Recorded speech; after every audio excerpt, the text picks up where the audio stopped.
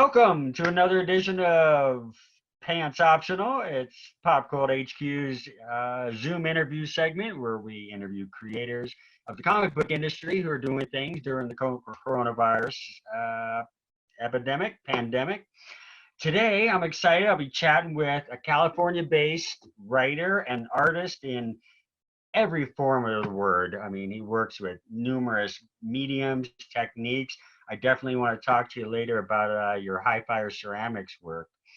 Um, but currently, he's crowdfunding his creator-owned project, Apex Cybernetic Samurai Owl. It's the first issue in a three-part series, which is already completed.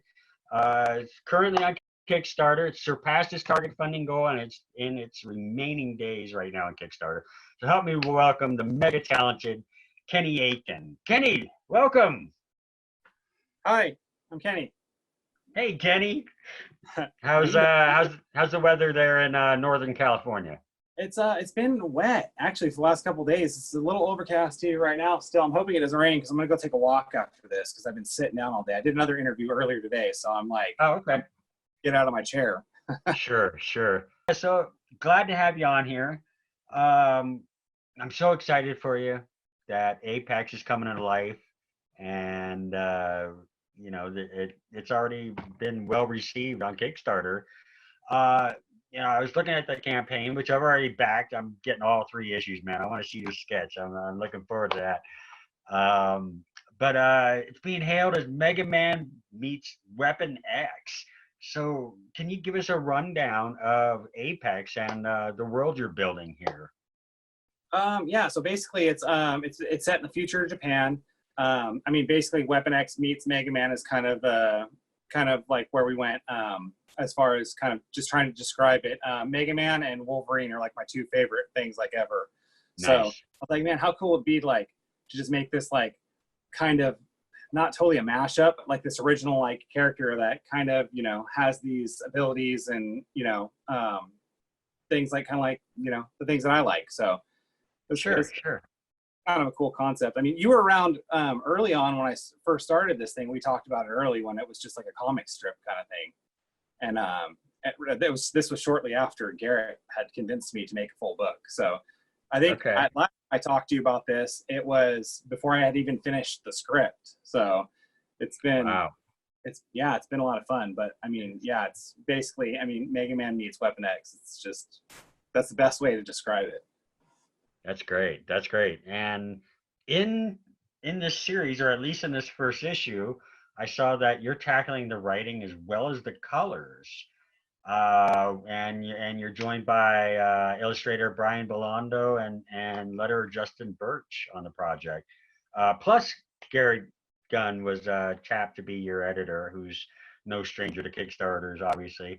How'd you come together and bring this team together?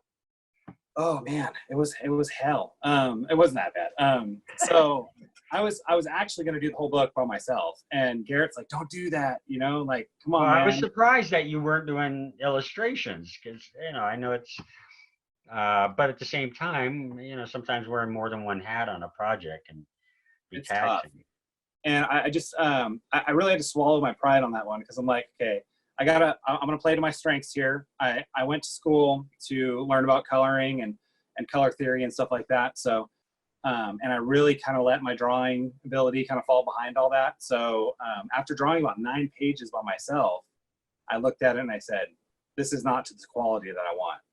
So finally I listened to Garrett and I said, hey, let's help me find an artist to draw this thing, and he's like, hey, why don't you hit up this guy, Brian? He just did this like little preview thing for me and it looked sick. And I looked at it. I was like, man, this is cool. So like I hit up Brian. I was like, hey dude, I got this idea. Like I want to, I'd like to hire you for it. And, he was like instantly on board. Like, and he's loving it. It's been such a cool experience with him. That's awesome. And also on your team, like I mentioned, I'm picking up all 3 covers that you're offering. Your main cover is by Michael Clara, another California native here. The Corpse Crew, Ken Haser, Buzz Hassan, and Blair Smith. and then of course the sketch writing that you're doing, offering sketches available as one of the rewards during your Yeah. campaign. So how was it getting all those guys on board? Okay, so for the Clara cover, I just reached out to him. I actually talked to Garrett about it first. I'm like, you think Clara would do a cover for me? Because I was kind of nervous to ask him. I mean, Why? You guys Clara, are I don't know. I consider him a friend, but it's just weird, you know. Sometimes you're just like, oh man, Clara's like on this whole other level, you know. So I'm just like, you know, I just want to ask him. I just asked Garrett, I'm like, what do you think Clara would think about doing this? And then, you know, I sketched up this idea. I'm like, hey, this is kind of what I want to do. And I showed it to Clara. He's like, hey, that's fucking sick, bro. Let's do it. So Clara hooked it up and just fucking did this phenomenal cover. And it's like, nice it's one of my cover. favorite. It's fucking sick. Yeah. And then with the Corkscrew one, actually the last con that out here, this last Sundial Bridge Comic Con, Sundial, that when they were out here, when they were at the second annual one. yeah, I hired them to draw me a piece. So I reached out to Buzz and I said, hey, you know, I'd like to use that for a cover, for like a Kickstarter cover. And he's like, fuck yeah, dude, do it up. So Okay. I got Blair coloring it right now, and I mean, I can't wait to see it because the one that's on the preview right now is the one that I colored. So that was the one that they did at the Sundial Bridge that they you're did like a 17 for me, and I was just like, I got to use this for a cover. It's just way too sick. Very nice, very nice. With it already ready to print, your turnaround time looks like it's pretty minimal for backers rewards, and you even have a strong timeline set for the next two issues, all being able to pull this off this year even. So this is a Yeah. mini series that people should be able to, hopefully, barring any issues with printing or whatever. But so yeah, so this is a great series that to jump on board. Yeah, I think let's see, me and Brian are working on issue 2 right now. And with the whole COVID thing, I kind of got a little behind on coloring. So I think I'm about 15 pages behind him on colors. But I mean, the next book, I mean, you're gonna if you like the first book, you're gonna really like the second book, because the second book, like, Brian's really just like, he's really getting into it. You can tell, like, every page he sends me, I'm like, man, what the fuck, dude, this is so cool. It's awesome. It's a lot of fun. And are the other two books, are you looking at around 25 issues or 25 pages as well? Yeah, I think the third one's I think it's a few pages bigger. I think I have it right around 20, 28, 30-ish, I think, somewhere around there. Okay. And are you going to offer anything after the campaign as far as people being able to, either if backers doing add-ons later, or even making some available for the public once it goes to print? Will you offer anything online for people who missed the campaign? Available. Let's see here. I should have something available for the for people if they want to buy it outside of the campaign after I fulfill all the orders. Okay. Because I know we're down to like 4 days, right? So at the time of this video. So after the campaign, it's not a problem. There's still going to be ways. Yeah, there'll definitely be ways to get the book. And then as far as doing add-ons for the campaign, I'm not sure how to do it yet, because I've never run a Kickstarter before, so I don't know. But if I can chat with Garrett. Yeah. Chat with Garrett. He's yeah, he should definitely know how to do that. Anytime I can get somebody something that they want, you know, so I'm not going to say no if I can avoid it. You know what I mean? One last question I want to ask you here. You have a favorite local comic shop that you want to give a shout out to, or is there an LCS that you really support? You want to give a mention? You know, we don't have any here anymore, unfortunately. The two that were here closed, so they are gone. Is there anyone that any LCS that you do? Well, I know there's one in Chico, California. I've never been there, but I guess if there's one, that's the closest one to me, I think. So I mean, shout out to those guys. I don't even know what it's called, but I heard there's one over there. So I might have to head down, see what's going on. Sacramento has A1 Comics, I think, which is a pretty big Sacramento one. Yeah, they actually have 3 stores kind of real close to each other. So go down there too. As soon as I can get down to IKEA when they open up, I gotta get some furniture for my office. I might drop in there and go get some books, because I haven't bought any comic books other than just indie stuff from Kickstarter in probably 6 months. So. Oh wow.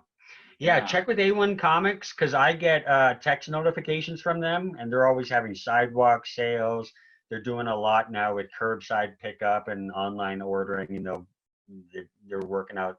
I mean, I think you can even get back issues.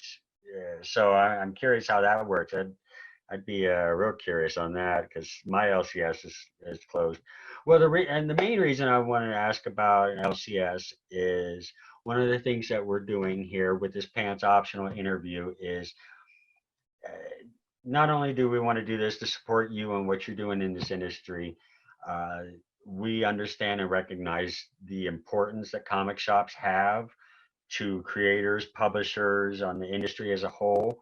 And we know that they've been hit real hard with this.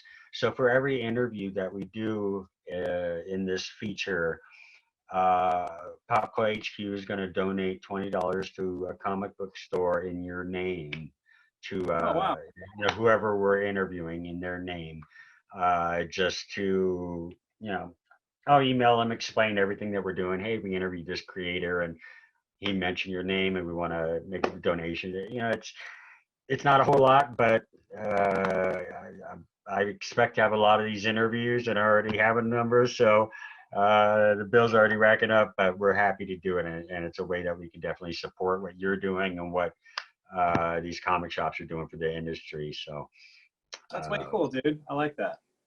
hey, well, as the comic business is it's important to us, and it's a big part of who we are, and Right. our traffic and our audience and our followers. So we just any way we can give back, we're happy to do that. And especially if I'm not going to conventions anytime soon, I'm looking for other ways to support. So happy to do it. So Kenny, thank you for taking the time to chat with me today. Definitely everyone check out Apex Cybernetic Samurai Owl right now on Kickstarter. It'll be available ever. It's going to be around all 2020. There's issue 2 and 3 drops later this year as well. So be on the lookout for it. Mega talented Kenny Aitken. Again, thank you so much for being with us. Thanks for having me on, dude. Appreciate it.